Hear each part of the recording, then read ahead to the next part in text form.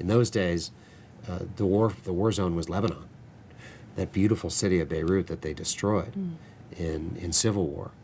And then the Israelis invaded.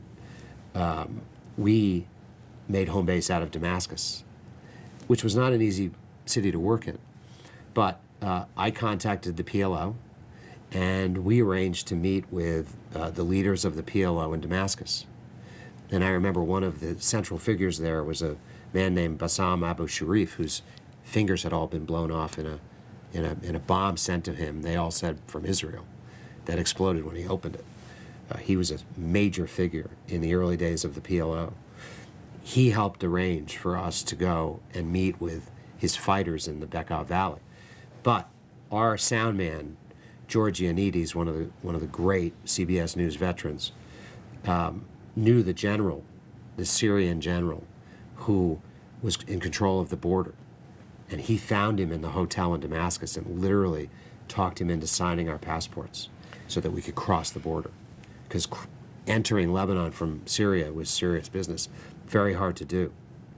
How do you, as the producer, take the responsibility of protecting the crew when you go into these situations? What precautions do you take? Yeah, in those days, very few. And it was risky. Today we always have security, professional security, when we go into conflicts, but it was less common then. But we ended up meeting up with the PLO, and they threw us into pickup trucks and told us to lie down so we wouldn't be seen. Wow. And they're all kids with Kalashnikovs, so you take your chances. And at the time, one of the Syrian officers tried to get us to go to Baalbek, which we knew was Hezbollah country, as Hezbollah was being formed. And this was mid-'80s. All of this stuff was just forming. And what was interesting about it is they wanted us to go cover something, and we knew the chances were not good that we would go there and then come away. They were starting to take hostages.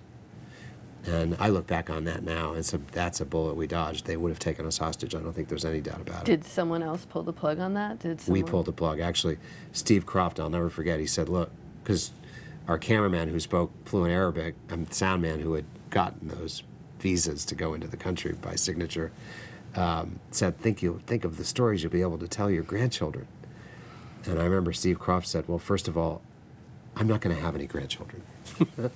And second of all, we ain't going to Baalbek.